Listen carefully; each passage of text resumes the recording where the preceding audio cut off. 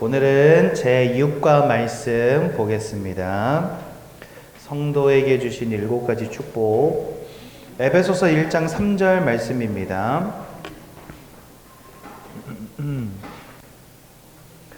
에베소서 1장 3절 말씀 한 절만 같이 보도록 하겠습니다.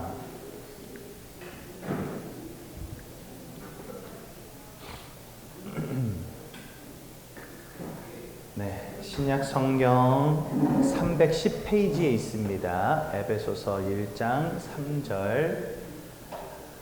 우리 한 절 말씀만 우리 한 목소리로 같이 읽어보도록 하겠습니다. 다 찾으셨죠? 네. 한 목소리로 함께 보도록 하겠습니다. 시작. 찬송하리로다. 하나님 곧 우리 주 예수 그리스도의 아버지께서 그리스도 안에서 하늘에 속한 모든 복을 우리에게 주시되. 아멘. 사도행전 4장 12절에 이런 말씀이 있습니다. 사도행전 4장 12절에 천하 사람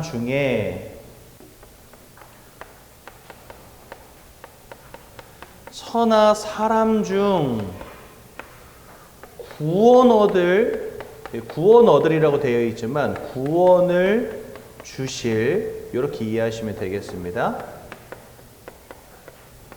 다른 이름을 주신 적이 없다라는 말씀이 사도행전 4장 12절에 보면 나와 있어요.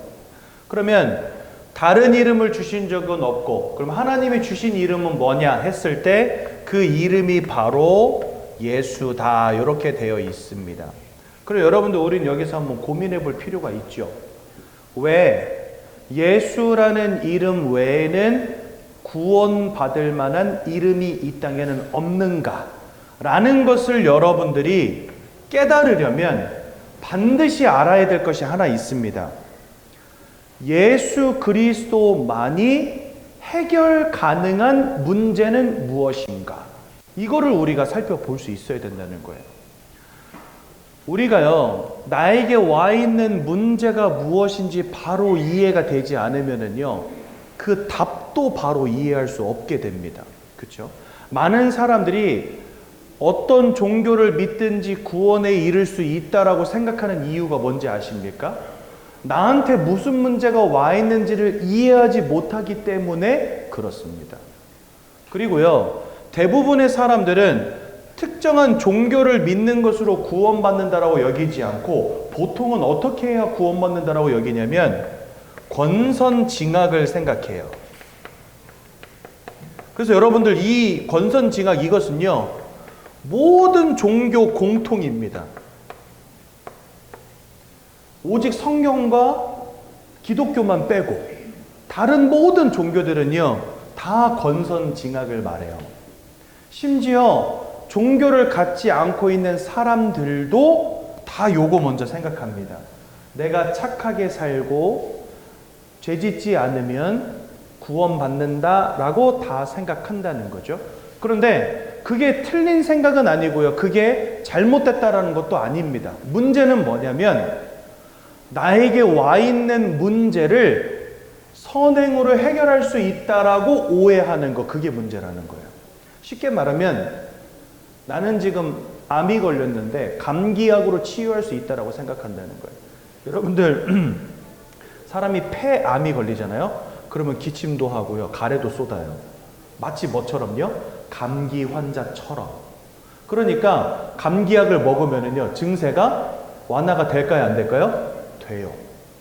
그런데 증세가 완화가 됐다고 해서 암덩어리가 떠나는 건 아니거든요. 그러니까 많은 사람들이 착각하는 게 뭐냐면 나에게 와 있는 근본적인 문제가 뭔지는 이해하지 못하고 그저 내가 착하게 살면 구원받지 않을까라고 하는 상상만 하고 있다는 거예요. 그래서 여러분들, 우리가 왜 예수만이 구원인가 라는 것을 생각해 볼 때 예수가 누군지 아는 것도 중요하지만 예수가 아니면 안 되는 이유가 무엇인지를 발견하는 것은 더 중요하다라는 것. 근데 보통 사람들은 이것을 잘 생각 안 합니다. 그냥 구원이라고 하는 것만 생각해요. 어디로부터 내가 구원받느냐, 이거는 고민하지 않아요. 그렇죠? 그래서 복음을 바로 이해하기 위해서는요, 내가 무엇으로부터 구원받는 것인가 라고 하는 부분을 바로 이해하는 게 너무너무 중요하다.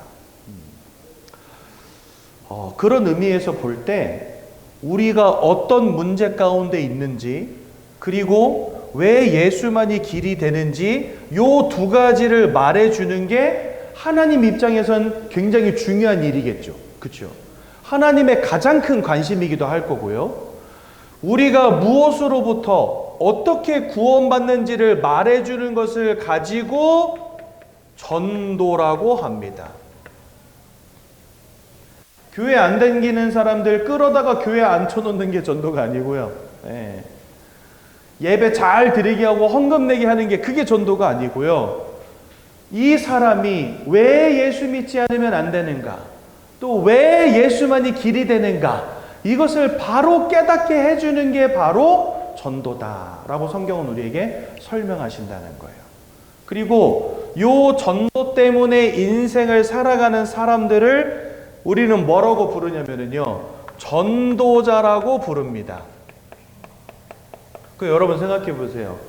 하나님의 소원은 전도인데 그 전도 때문에 산다. 하나님의 모든 관심이 이 전도자에게 있지 않겠습니까? 하나님이 축복을 부어주신다면 누구에게 주실까요? 이 전도자에게 하나님 축복 주시지 않겠습니까? 그래서 여러분들, 우리가 전도를 고민하는 전도자 인생을 산다는 것은요, 하나님 아버지 앞에서 가장 축복받는 인생을 살아가는 것과 동일한 것입니다. 사람들은 내가 공부 열심히 하고 돈 열심히 벌면 그게 바로 축복의 시작이다 이렇게 여기거든요. 물론 맞습니다. 근데 반은 맞고 반은 틀려요. 인생이 내 맘대로 되는 게 아니거든요. 그렇죠? 나의 열심과 나의 노력과 내 실력에 항상 정비례해서 성공과 축복이 오는 것은 절대 아니라는 거. 왜냐면은요, 세상 사람들도 인정합니다. 운명과 사주팔자라는 것이 있다는 거. 또 성경은 우리에게 말씀하십니다. 인생의 생사화복의 주관자가 계시다고. 그래서 여러분들, 내가 열심히 살고 내가 최선을 다하는 거 굉장히 중요한 것이지만 근본적으로 내 인생을 축복하시는 하나님을 발견하는 것 또한 중요하다는 사실. 그래서 여러분들, 지금까지 그래 오셨던 것처럼 인생 최선을 다해서 열심히 살아가시면 됩니다. 하지만 거기다 더하여서 하나님을 아는 것을 게을리해서는 절대 안 되는 것이다. 요거를 기억하시면 되겠습니다. 그래서 여러분들, 목사님, 저는 새가족이고 아직 복음이 뭔지도 잘 모르고 하는데 벌써부터 전도 얘기 꺼내시면 어떡합니까? 이렇게 생각하시는 분들이 계실 수 있어요. 근데 여러분, 제일 중요한, 우리가 예수를 믿고 교회 다니는 데 있어서 가장 중요한 목적이 전도이기 때문에 우리 처음 신앙생활을 시작하시는 분들도 전도가 무엇이구나 라는 것들을 좀 생각해 보실 필요는 있다라는 거. 그래서 저는요, 우리 새가족에서 항상 전도를 이야기합니다. 지금 당장 나가서 전도하게 만들려고 제가 이런 이야기 하는 것이 아니라 신앙생활의 목적과 목표를 어디에다 둬야 하느냐, 이것을 좀 기억하시라고 말씀드리는 거예요. 네. 그래서 결국은 여러분들 인생이 다 전도자 인생으로 세워지시길 예수님 이름으로 축원드립니다. 그렇다면 오늘 우리가 왜 예수 믿지 않으면 안 되는가 라고 하는 부분을 조금 생각해 봐야 되겠죠. 성경은 하나님께서 사람을 만드셨다라고 말씀하십니다. 창세기 1장 27절에 보니까요, 뭐라고 말씀하시냐면 사람을 만들 때 하나님 형상대로 만드셨다 이래 돼 있는데, 하나님은 육체를 갖고 계신 분이 아니세요. 영이시란 말이죠. 그래서 하나님의 형상, 하나님을 닮은 존재로 우리를 만드셨다 이렇게 되어 있거든요. 그래서 하나님의 형상을 따라서 우리를 영적인 존재로 만드셨다라고 성경 말씀하십니다.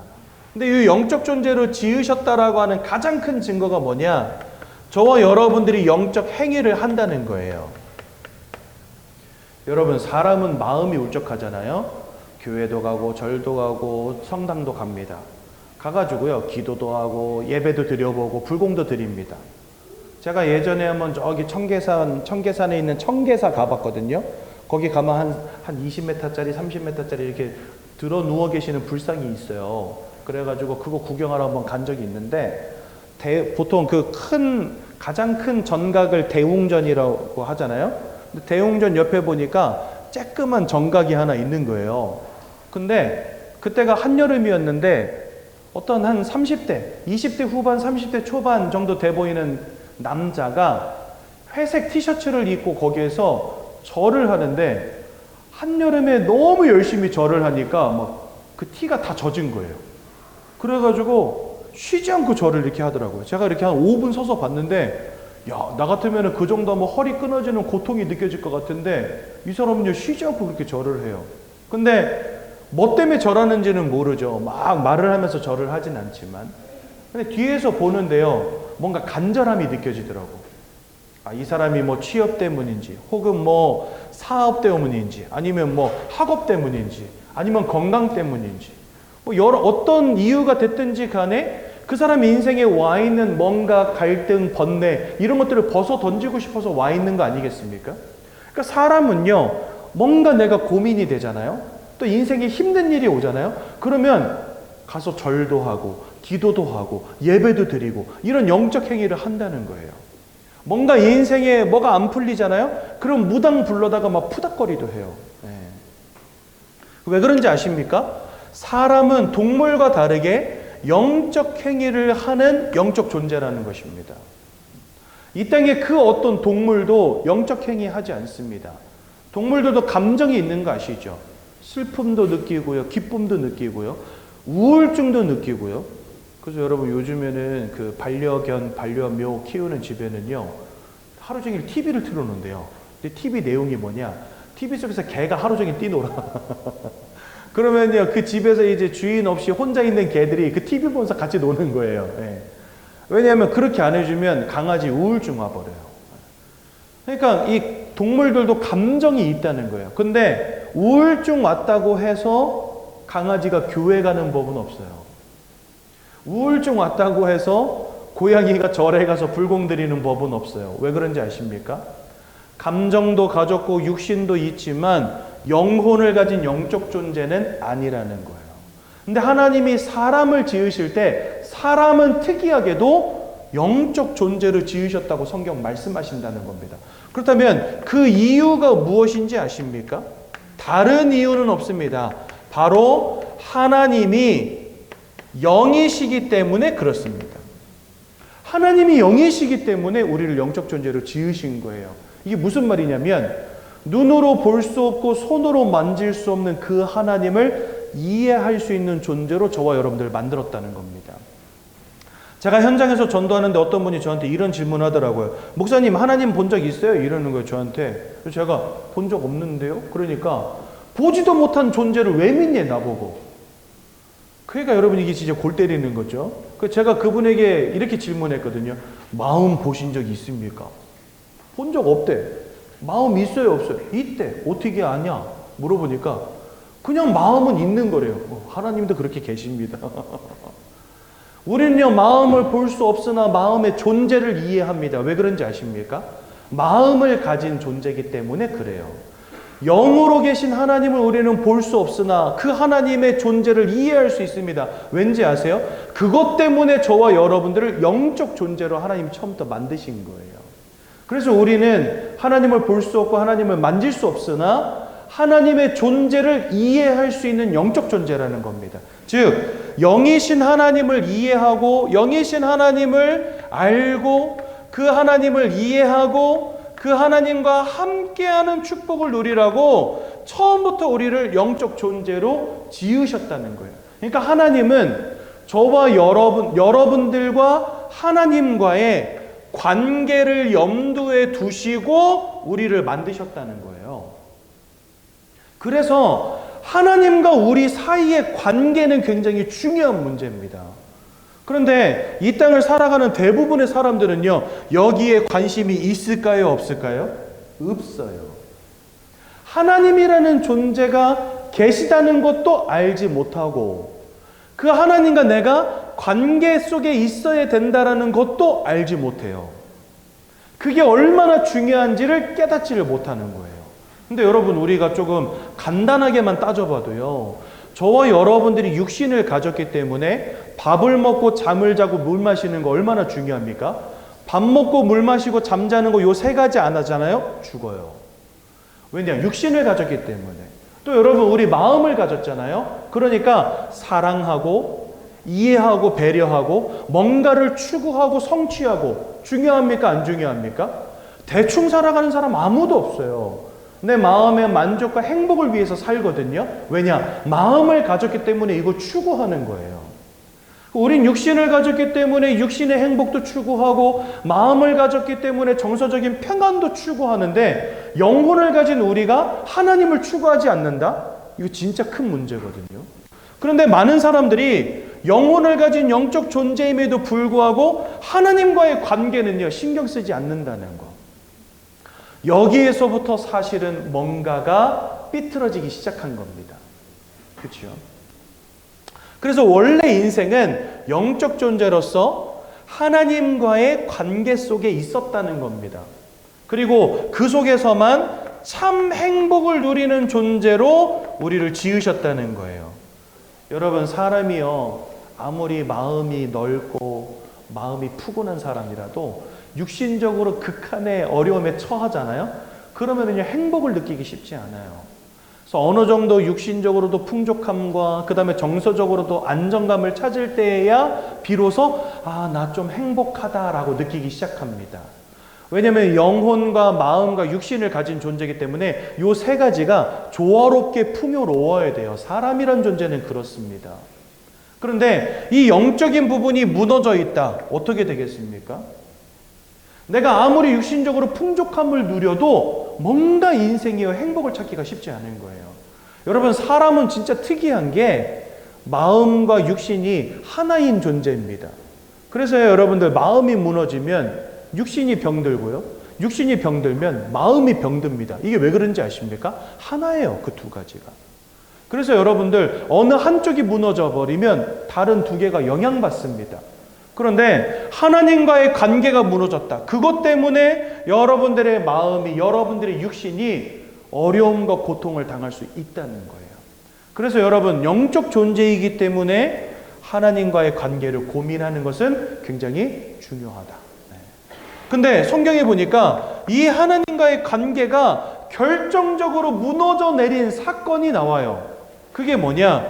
창세기 3장 1절에 6절 내용에 보니까 사람들이 하나님을 불신앙하여서 하나님이 따먹지 말라는 선악과를 따먹는 원죄를 짓게 되었다라고 성경 말씀하십니다.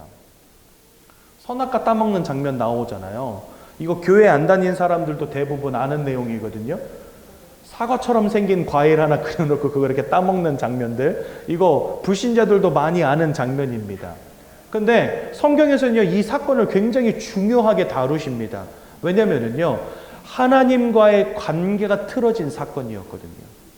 하나님의 말씀을 불신앙, 불순종하여서 하나님 아버지 앞에 죄를 범하게 되었는데, 성경에 보니까 로마서 3장 23절에 이 죄로 말미암아 모든 사람이 하나님의 영광으로부터 멀어지게 됐다라고 되어 있어요.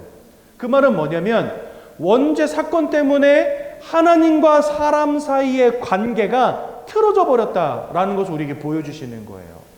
그리고 더 중요한 것은 하나님과 사람 사이의 관계가 틀어진 그 순간부터 죄를 짓는 자마다 마귀에게 속한 자가 되었다라고 성경 말씀하신다는 겁니다. 그러니까 여러분, 우리가 예수 믿어야 되는 이유가 바로 여기에 나오는 거거든요.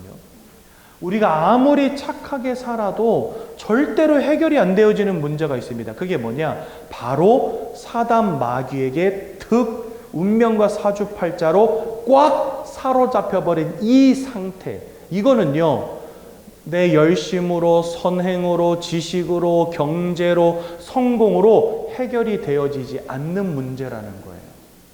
그러니까 여러분들, 우리가 착하게 사는 거 굉장히 중요한 가치입니다. 그렇죠? 우리가 뭔가 남에게 베푸는 것, 사랑하는 것 굉장히 중요한 가치입니다. 당연히 그렇게 살아야 됩니다. 하지만 그것만으로는 해결되어지지 않는 문제 가운데 저와 여러분들이 지금 던져져 있다는 사실, 이게 중요한 거예요. 네. 착하게 사는 게, 선행을 쌓는 게 중요하지 않다는 게 아니라 그것만으로는 부족하다는 겁니다. 우리가 영적 존재로서 하나님과 함께 해야 되는데 죄로 말미암아 그 하나님과의 관계가 틀어지고 마귀에게 사로잡힌 상태가 되었다고 성경 말씀하시는데요. 그렇다면 이 마귀가 어떤 존재인지 우리가 좀 이해할 필요가 있지 않습니까? 마귀를 두고 성경은 여러 가지로 말씀하시는데 요한복음 8장 44절은 거짓말장이요 살인자라고 되어 있습니다. 마귀를 두고 성경이 뭐라 말씀하시냐면 거짓말하는 자요, 처음부터 살인한 자요, 이렇게 되어 있단 말이죠. 그러니까 이 마귀라고 하는 자는 우리에게 득이 될 것이 없는 존재라는 거예요, 한마디로. 또한 요한복음 10장 10절은 뭐라고 되어 있냐면요, 도적이라고 표현해 놓으셨어요. 도적이 오는 것은 다른 이유가 없다. 오직 빼앗고 죽이고 멸망시키려는 것 외에는 목적이 없다라고 되어 있습니다. 그러니까 이 영적 존재, 이 마귀라고 하는 존재는 여러분들의 인생을 무너뜨리는 존재, 여러분들의 인생을 멸망시키는 존재, 여러분들의 인생을 죽이는 존재라는 거예요. 그것이 여러분들의 영적 상태가 됐든 마음과 생각의 상태가 되었든 아니면 육신과 삶의 상태가 되었든 성경은요, 이 마귀라고 하는 존재가 우리 인생을 무너뜨리는 존재라고 말씀하신다는 겁니다. 제가 어저께 유튜브 쇼츠를 보는데요, 제목이 이거예요. 39년 동안 남자의 정기를 빨아먹던 처녀 귀신, 이렇게 써 있어요. 그래가지고 뭔가 하고 들어가 봤거든요. 그랬더니 올해로 딱 40세가 된 남자가 나와요. 턱수염도 이렇게 쫙 있고 여전히 지금 싱글로 혼자 살고 있는데, 근데 이 사람이 너무 영적으로 막 시달리고 뭐가 보이고 들리고 막 이런 문제가 너무 심하니까 7년 전인가 내림굿을 통해서 신을 받은 거예요. 근데 전체적인 내용을 보니까 그 몸에 들어와야 되는 신 대신에 다른 신이 들어왔다, 이렇게 되어 있더라고요. 그래가지고 길을 잘못 듣는 바람에 더 큰 문제 가운데 빠지게 됐다, 이렇게 말을 하는 거예요.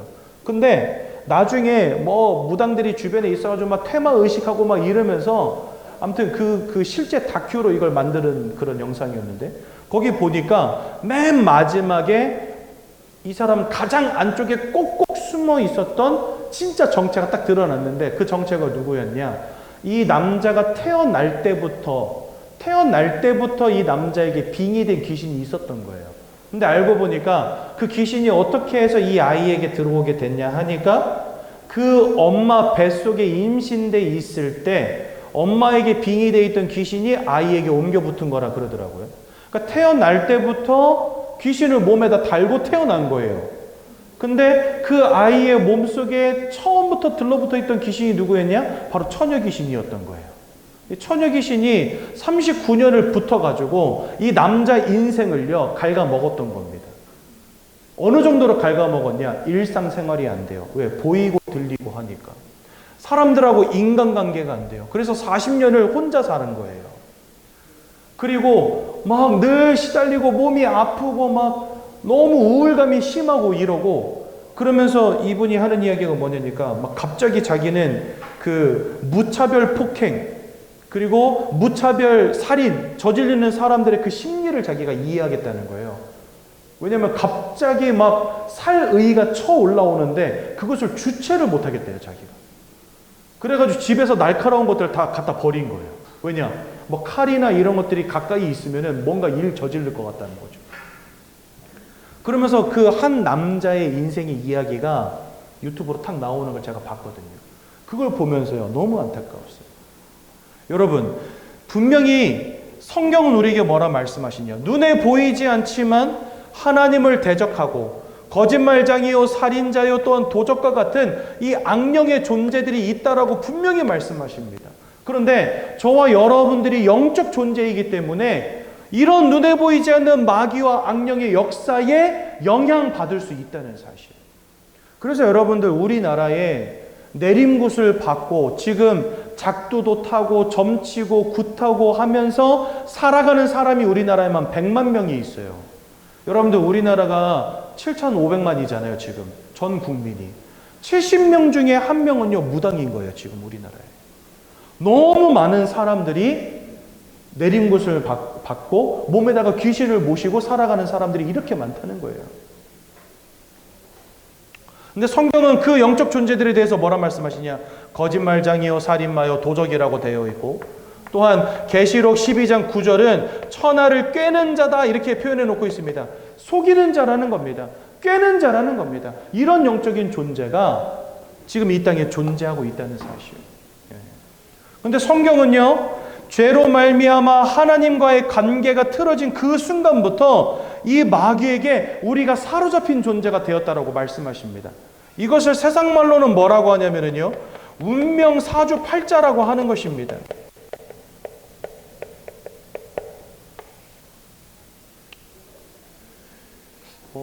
나이 30을 뭐라고 하죠? 한자로? 지학이라고 합니까? 학문을 이해하는 나이가 나이 30입니다. 그리고요, 나이 40을 뭐라고 하는지 아십니까? 불혹이라고 합니다. 이 불혹은 무슨 뜻이냐면요, 유혹에 흔들리지 않는다는 말이에요. 그러니까 뭔가 내가 학문을 통해서 내 인생의 기반을 다지고 그 다음에 환난과 어려움이 와도 흔들림 없이 나아가는 나이가 나이 40이라는 겁니다. 근데 여러분, 나이 60은 한자로 뭔지 아십니까? 지천명이라고 합니다. 그럼 여러분, 왜 지천명이라고 할까요? 60이 돼서야 내 인생의 사명이 뭔지를 발견한다는 말은 아닐 겁니다. 그렇죠? 그럼 60이 돼서 지천명이라고 하는 이유가 뭐냐면요, 학문의 뜻을 세우고 유혹에 흔들리지 않으며 인생을 멋있게 최선을 다해서 막 달려왔는데 이제 나이 60 되고 나서 인생 돌아보니까요, 내 뜻대로 된 게 하나도 없는 거예요. 자식도 내 뜻대로 안 돼. 내 인생도 내 뜻대로 안 돼. 경제도 내 뜻대로 안 돼. 나는 내가 열심히 최선을 다해서 살면 될 줄로 알았는데 되는 게 아무것도 없는 거예요.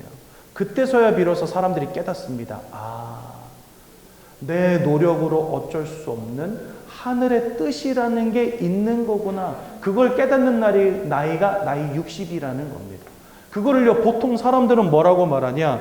내 힘으로 거스를 수 없는 운명이라는 게 있구나. 나에게는 내 힘으로 거스를 수 없는 사주 팔자라는 것이 있구나 라는 것을 깨닫는 나이가 60세라는 거예요. 네. 그러니 여러분, 한번 보십시오. 우리가 진짜 영적 존재라는 것을 알지 못하고 이런 영적 존재가 있다라는 거 알지 못하잖아요. 한평생 열심히 인생 살았는데 나중에 돌아보면은요, 인생 남은 게 아무것도 없어. 네. 더 중요한 거, 사람은 한 번 죽는 것은 정하여 있다 이렇게 되어 있습니다. 누구든지 한 번은요, 땅에 묻히고 영혼이 떠나가게 될 겁니다. 그런데 여러분, 이런 유명한 말이 있죠. 수의에는 뭐가 없다? 주머니가 없다. 그 말은 뭐예요? 내가 평생을 일구고 가까웠던 그 모든 것들, 내가 이 땅 떠나가는 날은 나와 아무짝에도 상관이 없다는 겁니다. 그래서 여러분들, 어찌 보면 죽음 앞에서 너무 허무해지는 거예요, 사람들이요. 여러분, 요즘에는 사람이 죽으면 대부분 다 화장하잖아요. 그렇죠? 저도 저희 할머니를 작년 초에 이제 할머니 천국으로 환송해 드리고, 그 다음에 장례 다 끝나고 유골함 받았거든요. 근데 유골함 받았는데 진짜 뼈 한 줌밖에 안 남았어요. 가루 한 줌밖에 안 남더라고요. 저희 할머니가 99세 99을 사시고 돌아가셨어요. 1년만 채웠으면 100세 찍으시는 건데 올해 돌아가셨으면 100세 되셨을 거지만 아무튼 99세를 일기로 돌아가셨거든요. 근데 그 99년이라고 하는 그 세월이 이 한 줌 재로 바뀌어 있는 거예요. 네. 얼마나 많은 돈을 벌며 자식들을 낳고 울고 불고 인생을요 고락을 느끼면서, 그렇죠? 그러면서 인생 살아오셨을 건데 99년이 지나서 제 손 위에 남은 것은요, 제 한 줌밖에 없더라고요. 제가 그걸 보면서요, 야, 인생 진짜 허무하다. 이렇게 살다가 이렇게 가는 인생이 무슨 의미가 있을까? 이런 생각이 들었어요, 갑자기. 우리에게 만약에 하나님이 예비하신 천국과 영원한 생명이라는 것조차 없었다면 인생 너무 허무한 거 아닌가? 이런 생각이 들더라고요. 근데 사람들은요, 그렇게 끝나게 될 인생인지 알지 못하고 이 땅에서 살아가는 동안에 그저 돈 성공 이러고 살아가고 있다는 겁니다. 하나님 그런 거 나는 모르겠고 영적 존재임에도 불구하고 하나님에 대한 관심, 하나님과의 관심도 없어요. 더 중요한 거, 이 마귀와 악령이라고 하는 존재의 운명과 사주팔자에 떡 붙잡혀 있다가 이 땅 떠나가는 날 저 마귀와 함께 지옥에 던져질 수밖에 없는 그런 죄와 사망의 법에 묶여 있음에도 불구하고 하나님 만나기를 거부한다는 겁니다. 여러분 뭐 이 땅 떠나가실 때 저 강남에 세워둔 빌딩 가져가시겠습니까? 저승에다가 빌딩 세울 수 있겠습니까? 여러분들 돌아가실 때 카드 들고 갈 겁니까? 여러분들 이 땅 떠나갈 때 여러분들이 이 땅에서 일군 모든 것들 가져갈 수 있습니까? 10원 한 장이라도 가져갈 수 있습니까? 우리에게 하나님이 주신 영원한 생명과 저 영원한 천국이 소망되지 못한다면요, 어찌 보면은요 가장 허무한 게 인생 될 수밖에 없어요. 근데 더 중요한 거, 그냥 표면적으로만 놓고 봐도 어찌 보면 너무 허망한 게 인생인데 조금 더 깊이 들여다보면은요 하나님을 떠나버린 채 이 사단 마귀에게 사로잡혀서 결국은 이 끝이 지옥으로 연결될 수밖에 없다라고 성경 우리에게 말씀하신다는 겁니다. 얼마나 억울합니까? 그래서 여러분 우리가 복음을 바로 깨달아야 되는 겁니다. 여러분 우리가 영적으로 이 거짓말장이 살인자에게 사로잡혔다라고 하는 이 말이 왜 중요합니까? 영적인 무너짐과 영적인 배경이 바로 여러분들의 마음과 생각에 영향을 주기 때문에 그렇습니다. 여러분 시대는 점점 발전하고 있잖아요. 얼마나 좋아지고 있습니까? 과학기술이 얼마나 많이 발전했습니까? 여러분 저는요 자바, 코딩 뭐 이런 거 한 번도 배워본 적이 없거든요. 근데 저는요 홈페이지를 만들어요. 이게 왜 가능한지 아십니까? AI에다가 그냥 글 한 번만 쓰면 돼요. 친구야. 전 AI를 친구라고 불러요. 친구야 안녕? 그러면 얘도 인사해요. 안녕? 나 오늘 홈페이지 만들어 보려고 해. 그러면요 그렇구나. 그러면서 어떻게 만들어줄까 이래요. 그러면은 화사하고 아름답게 파스텔 톤으로 해가지고 요런 내용 넣어가지고 만들어줘. 그러면요 5분 만에 홈페이지가 만들어진다니까요. 세상 얼마나 좋아졌는지 아십니까? 저는요 홈페이지를 한 번도 만들어 본 적이 없는 사람인데 기가 막힌 홈페이지를 만들었어요. 저 혼자 즐기고 저 혼자 들어가서 막 클릭하고 노는 그런 홈페이지가 있어요. 저는요. 근데 요즘 시대는요 그만큼 과학이 발전하고 기술이 발전했다는 거예요. 그런데 왜 사람들의 마음의 문제는 해결이 안 될까요? 그렇게 세상이 발전하고 좋아졌는데 왜 우울증 환자들은 점점 늘어날까요? 여러분 요즘에 바꾸는 사람 없잖아요. 의술이 얼마나 발달했는지 100세 시대 됐잖아요. 그런데 왜 사람들은 기쁨을 잃어버렸을까? 왜 원수처럼 살아갈까? 가족이 원수가 되고 이웃집과 원수가 되고 사람들이 얼마나 배려가 없는지 아십니까? 운전하다가 조금만 끼들잖아요. 차 세워요. 차 세우고 야구방망이를 꺼내. 세상에. 끼들어가지고 뒤에서 빵 했다고. 어디 내가 끼드는데 빵 했냐 하면서 야구방망이를 꺼내가지고 유리창을 때린다니까요. 이런 시대가 됐습니다. 왜 사람들은 점점 더 급박해지고 그 마음은 강팍해지고 세상은 점점 좋아지고 여유로워지는데 왜 사람들의 마음은 점점 무너지냐 말이에요. 약을 먹지 않으면 안 되는 인생들이 되고 잠을 이루지 못하고 분노를 조절하지 못하고 우울감, 조울감을 조절하지 못해서 사람들이요 정신과 진료를 받지 않으면 안 되는 시대가 됐잖아요. 악몽과 환청과 환상 이런 것들에 시달리고 스트레스와 노이로제 때문에 약을 먹지 않으면 안 되는 인생이 되어버리고 술에 취하지 않으면 안 되는 인생, 마약에 취하지 않으면 안 되는 인생 되고 있다는 사실. 여러분 이거는 그냥 제가 하는 말이 아니지 않습니까? 지금 세상이 그렇게 돌아가고 있다니까요. 뭔가 세상은 점점 여유로워지는데 세상은 점점 풍족해지는데 사람들의 마음과 생각의 문제는요 해결이 안 돼요. 여러분 저 화성에다가 식민지를 개설하고 우주선을 타고 우주여행을 하는 날이 온다 할지라도 사람들의 마음과 생각의 문제는 해결 안 될 겁니다. 왜 그럴까요? 지금 얼마나 풍족한 삶을 영위하고 있느냐 이전에 저와 여러분들이 무너진 영적 상태 가운데 있다는 거, 이게 중요하다는 거예요. 사람이 영적으로 무너지잖아요. 마음과 생각이 무너집니다. 마음과 생각이 무너지잖아요. 삶과 육신이 병들어 버립니다. 여러분, 마음이 무너진 사람들 특징이 있어요. 육신과 삶이 되어지지 않습니다. 심각한 우울감 속에 빠져있는 사람들 일상생활이 되지 않습니다. 왜 그런지 아십니까? 영혼과 마음과 육신이 하나예요. 사람은요. 분리가 안 돼요. 자, 여기서 질문. 그러면 영혼과 육신이 언제 분리될까요? 죽는 날 분리돼요. 죽는 날. 성경 전도서 3장에 보니까 이런 말씀이 있습니다. 사람이 죽으면 그 육신이 흙으로 돌아가며 사람의 영혼은 하늘로 올라가는 것을 인생이 알지 못하는도다, 이래 되어 있습니다. 우리의 육신이 언제 분리되냐면요, 내가 죽어서 영혼이 언제 분리되냐면 내가 죽어서 육신이 땅에 묻히는 그 순간에야 비로소 분리가 돼요. 그 말은 뭐지요? 영적인 무너짐 때문에 마음과 생각, 삶과 육신의 무너짐이 나에게 고통으로 오는 것은 일평생 지속된다는 겁니다. 일평생 지속된다는 거예요. 그러니까 죽는 순간까지 여러분들은 이 영적인 문제와 영적인 무너짐과 마음과 생각의 무너짐, 삶과 육신의 무너짐, 이것을요 절대로 피할 수 없다는 거예요. 얼마나 세상이 좋아지냐? 안 된다는 겁니다. 얼마나 풍족한 인생을 살아가냐? 그걸로 안 된다는 겁니다. 이 영적인 무너짐이 그래서 이렇게 중요한 거예요, 여러분들. 사람이 영적 존재라는 것을 이해하고 우리가 어떤 영적인 관계 속에 있느냐를 이해하는 것은 우리 인생을 이해하는 데 있어서 가장 중요한 첫 단추라는 겁니다. 근데 사람들 여기에 관심이 없어. 돈 벌면 된다고 여긴다니까요, 여러분. 돈 벌어서 행복할 것 같으면 저 강남에 펜트하우스 사는 아줌마들 우울증약 먹으면 안 돼요. 그렇지 않습니까? 남편이 돈을 얼마나 많이 벌어다 주는지, 아내가 얼마나 멋진 커리어 우먼인지, 저 성공한, 서울에 살아가는 성공한 사람들 얼마나 풍족하게 멋있는 인생 사는지 아십니까? 근데 이 아줌마 아저씨들 우울증약 먹고 있어요. 왜 그럴까요? 육신을 아무리 채워도 그것만으로는 우리 마음을 채울 수 없다는 겁니다. 사람이 영적 존재라는 거 이해하는 거 굉장히 중요합니다. 그런데 이거 대부분 다 부인하며 살아가요. 사람이 영적 존재라는 거.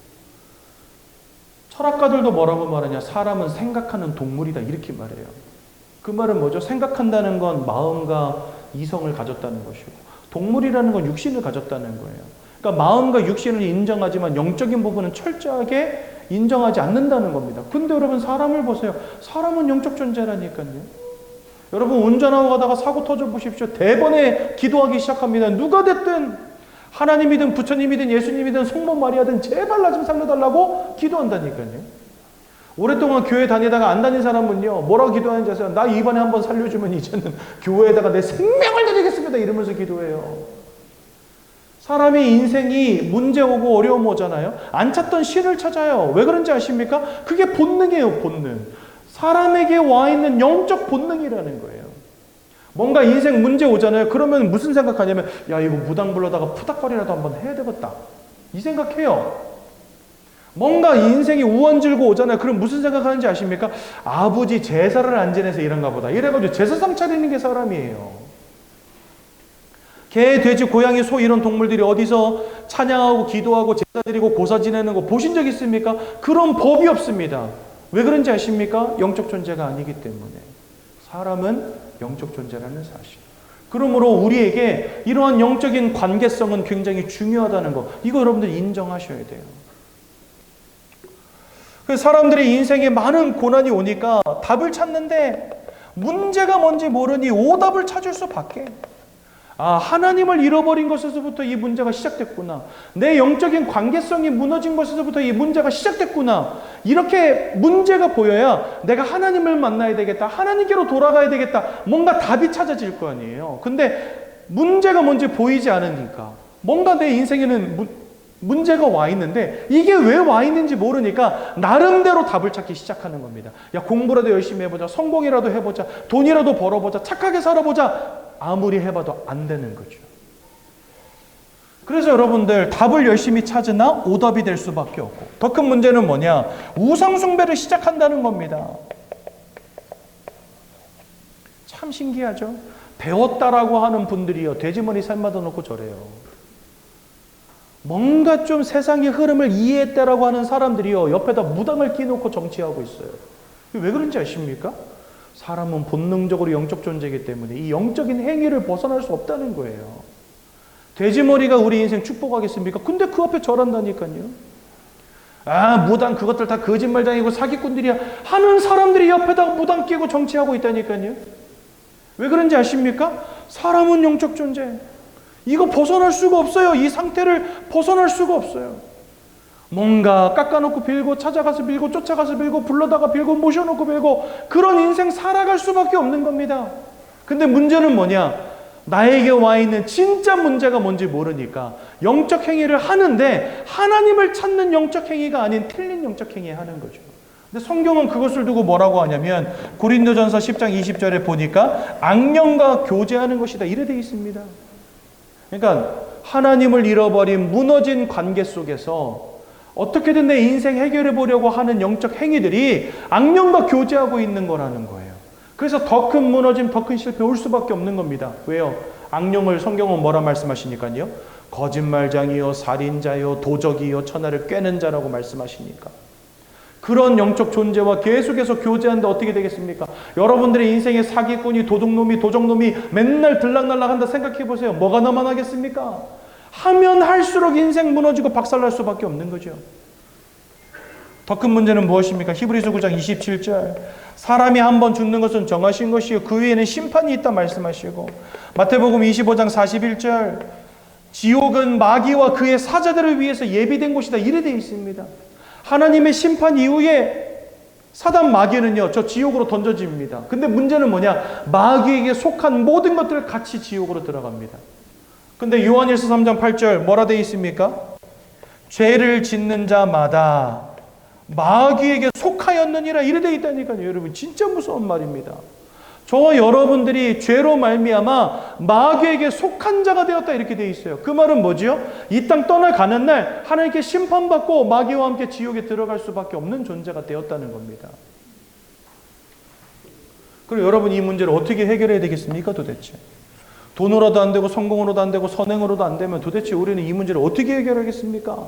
내 스스로 해결하고 하나님께로 갈 수 없으니 하나님이 나를 찾아오실 수밖에요. 모든 종교는요, 네가 고행을 쌓아라, 착하게 살아라, 덕을 쌓아라, 공덕을 쌓아라. 그러면은 열반에 이를 것이다. 그지요? 천국에 들어갈 것이다. 천당에 이를 것이다. 모든 종교는요, 내 열심으로 천국에 간다 이렇게 가르쳐요. 근데 성경은요, 그렇게 가르치지 않습니다. 내 힘으로 절대로 빠져나올 수 없는 사단 마귀에게 사로잡힌 이 인생의 문제. 마귀에게 속한 자는 지옥에 던져질 수밖에 없는 최후 심판의 문제. 이거는 네가 착하게 산다고 돈 번다고 해결되는 문제가 아니기 때문에 내가 가서 너를 구해 줄 거야. 예수님이 오십니다. 그리고 그 예수님이요 십자가에서 죽으셨다 이래 돼 있어요. 왠지 아십니까? 십자가에서 피 흘리심으로 우리의 모든 죄악의 문제를, 십자가에서 육체를 찢으심으로 하나님께로 나아갈 길을, 십자가에서 자기 생명을 들이심으로 사단의 권세를 꺾으셨다라고 성경 말씀하신다는 거예요. 그러니까 한마디로 말해서 예수님은 십자가의 죽으심으로 저와 여러분들에게 와 있는 인생이 해결할 수 없는 문제들을 끝내사 우리를 구원에 이르는 은혜를 주시겠다는 겁니다. 하나님은요 여러분들을 사랑하십니다. 그래서 독생자를 주셨습니다. 그리고요, 이 독생자 예수 그리스도께서 십자가에서 죽으셨습니다. 그러므로 우리의 모든 죄, 하나님을 떠난 문제, 사단에게 사로잡힌 문제가 단번에 끝나버린 것입니다. 그래서 그 예수를 믿음으로 구원에 이르게 되는 것입니다. 그래서 사도행전 4장 12절에 이렇게 말씀하시는 거예요. 천하 사람 중에 구원 얻을 만한 다른 이름이 없다. 우리가 무엇을 믿어야, 우리가 무엇을 해야 구원에 이를 수 있겠습니까? 라고 할 때 우리의 죄 때문에, 사단에게 사로잡힌 문제 때문에 이 땅에 오셔서 자기 몸을 내어주시고 죽어주신 이는 예수밖에 없다는 겁니다. 그래서 여러분들 우리에게 와 있는 문제를 이해하는 것, 그 문제를 어떻게 누가 해결하셨느냐를 이해하는 것, 이게 구원받는 데 있어서 너무 중요한 문제라는 거예요. 여러분, 이 구원이라고 하는 것에서 제일 중요한 거는요, 제3자의 개입이 있어야 된다는 겁니다. 이게 진짜 되게 중요한 개념이거든요. 여러분, 내가 구원 받았다라고 할 때는요, 누군가 나를 건져주는 것이지 내가 열심을 해서 살아남는 걸 구원이라고 하지 않습니다. 그렇지 않습니까? 물에 빠져서 허우적거리다가 여러분들 빠져나왔다, 구원받았다라고 말 안 해요. 뭐라고 말해요? 죽다 살았다라고 하지. 근데 누가 와서 여러분들 건져줬다, 그럼 뭐라 합니까? 저분이 나를 살려주셨다라고 말하지. 그래서 여러분, 구원이라고 할 때는요, 내 노력과 내 열심이 중요한 게 아닙니다, 여러분들. 내 열심과 내 노력으로 구원에 이르는 게 아니라 누군가가 나를 구원받을 수 없는 사망에 빠질 수밖에 없는 상태에서 건져내 주시는 걸 구원이라고 하는 거예요. 예수님이 이 땅에 오셔서 왜 죽어주셨는지 아십니까? 그러지 않는다면 반드시 죄 때문에 사단에게 사로잡힌 이 문제 때문에 지옥 불구덩이 속에 던져질 것을 하나님 아시기 때문에, 그러므로 우리를 그 사망의 그 지옥의 불길로부터 건져 주신 겁니다. 누굴 통해서요? 예수 그리스도의 십자가를 통해서 건져 주신 거예요. 우리는 그걸 두고 구원이라고 하는 거예요. 그래서 여러분, 구원을 받는다라고 합니다. 우리는요, 하나님이 구원을 주신다라고 설명합니다. 예수님이 이 땅에 오셔서 세 가지 일 하셨습니다. 로마서 8장 1절에서 2절에 보니까 예수 안에 있는 자는 결코 정죄함이 없나니 예수 안에 있는 생명의 성령의 법이 죄와 사망의 법에서 너희를 해방하셨다. 그래서 예수님은요, 우리의 모든 죄악의 문제를 끝내신 참 제사장이 되십니다. 또한 요한복음 14장 6절에 보니까 내가 곧 길이요 진리요 생명이니 나로 말미암지 않고는 아버지께로 올 자가 없느니라. 예수님은 참 선지자로서 하나님 만나는 길을 열어주신 것입니다. 골로새서 1장 13절, 요한일서 3장 8절에 보니까 우리를 흑암의 권세에서 건져내셨다 돼 있고 마귀가 하는 모든 일을 멸하셨다 이렇게 돼 있습니다. 그래서 예수님은 마귀의 일을 멸하신 참 왕이 되십니다. 이 예수님이 십자가에서 저와 여러분들을 위해서 죽으시고 부활하사 우리를 위한 구원을 완성하신 것입니다. 그래서 우리는 이 예수를 누구라고 부르냐? 그리스도라고 부르는 것입니다. 그래서 여러분, 우리는 예수를 그리스도라고 하잖아요. 예수 그리스도 했을 때 이 그리스도라는 말의 의미가 바로 이 세 가지입니다. 그 예수를 믿고 마음에 영접하는 자들마다 하나님의 자녀가 되는 것입니다. 우리 육과 내용을 잠깐 볼게요. 이렇게 예수를 믿고 마음에 영접한 모든 사람들에게 하나님이 함께 하십니다. 성령의 내주, 즉 여러분들의 영적인 상태가 바뀌는 거예요.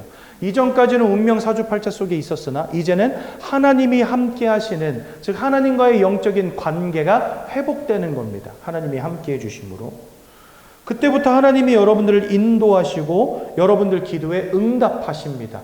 그러니까 지금까지는 여러분들의 인생의 주관자가 마귀요 악령이었으나 이제는 하나님이 함께 하셔서 하나님이 여러분들의 인생을 이끄시고 축복하시고 보호하신다는 겁니다.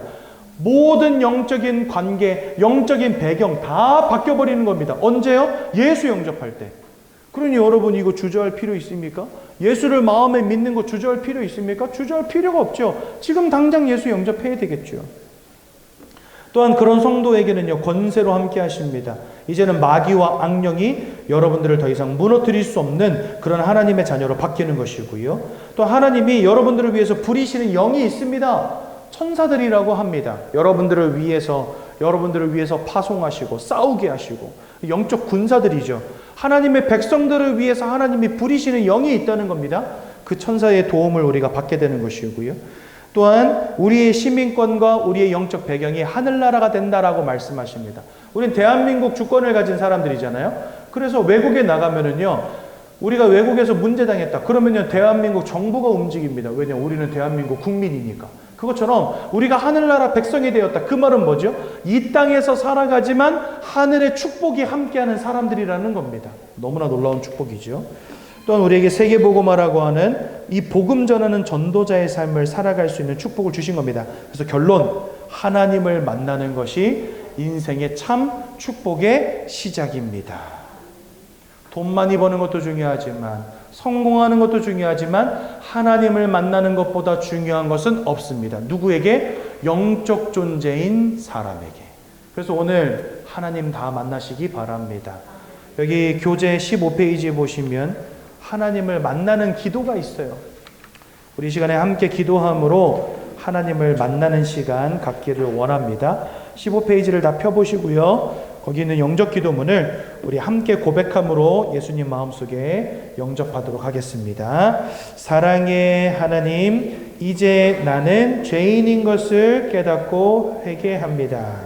지금까지 하나님을 떠나 사단의 지배 아래 묶여 종노릇하며 살았습니다. 그러나 예수님이 저를 위하여 십자가에서 죽으시고 3일 만에 부활하신 그리스도이심을 믿습니다. 예수 그리스도께서 하나님을 만나는 유일한 길이 되시며 사단의 권세를 꺾으시고 모든 죄와 저주와 재앙에서 나를 해방하신 그리스도 되심을 믿습니다. 지금 이 순간 내 마음의 문을 열고 예수님을 나의 구주로, 나의 주인으로 내 마음에 영접합니다. 나를 구원해 주심을 감사드립니다. 앞으로 하나님의 말씀과 뜻대로 살겠습니다. 지금부터 일평생을 세밀히 인도해 주옵소서. 예수 그리스도 이름으로 기도합니다. 아멘. 제가 한번 기도하고 오늘 말씀 마치겠습니다. 사랑의 하나님, 은혜 감사합니다. 오늘도 말씀으로 우리가 구원의 축복을 누리게 하심 감사합니다. 일평생 예수 그리스도의 언약만을 붙잡게 하옵소서. 예수님 이름으로 기도했습니다. 아멘. 오늘